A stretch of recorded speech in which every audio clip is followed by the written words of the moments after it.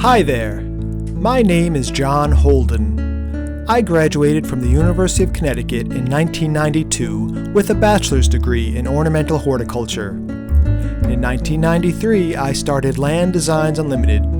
I design, install, and maintain landscapes for homeowners in Upper Fairfield County, Connecticut.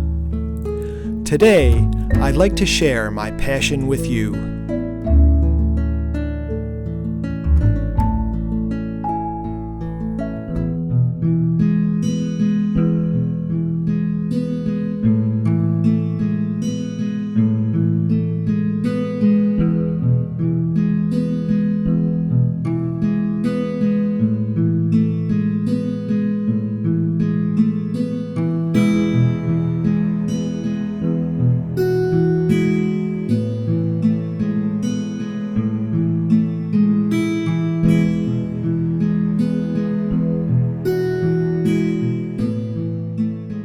How are you doing today, folks? Today I'd like to go ahead and show you a Japanese Stewartia, or Stewartia Pseudocamellia.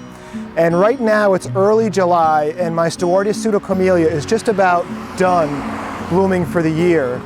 But before the flowers fade, I did want to just take a little bit of time and show you how the plant looks. Now, if I did a landscape for you 5 to 8 years ago and you had a 2-story home, you most likely would have had a Stewartia Pseudocamellia planted. I just really fell in love with that tree and I had to use it in quite a few jobs.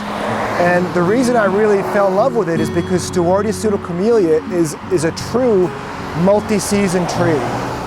In the winter, Stewartia Pseudocamellia has this exfoliating bark that's going to add some interest to the landscape.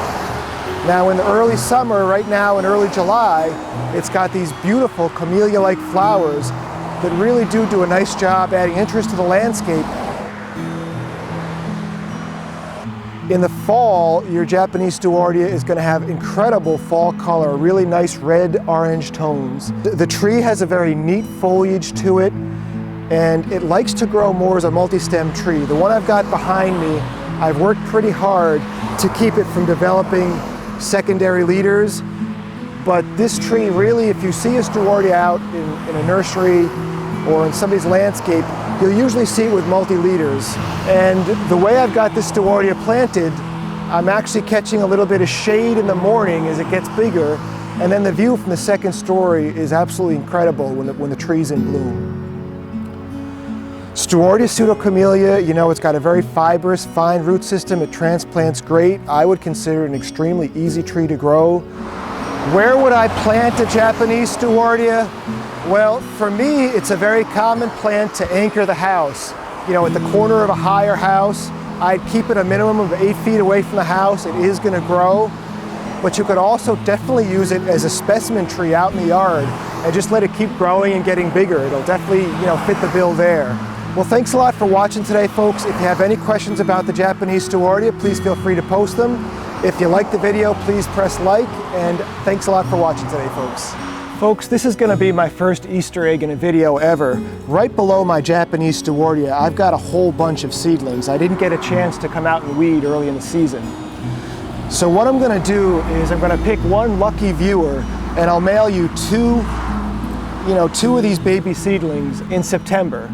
And I'll choose one of the people who gets a seedling on September 1st. If you want to, enter to win 2 seedlings, just write "I love Japanese Stewartia" in the description on YouTube. And of all the people who watch this video and write "I love Japanese Stewartia" in the description, I'll pick one of you and I'll mail you a couple of these beautiful seedlings. Folks, if you enjoyed watching this video about the Japanese Stewartia, why don't you go ahead and click on the video here, which is called Great Landscaping Trees, Shrubs, and Perennials. In the video, I basically walk you around the yard and just give you lots of great plant ideas for your landscape.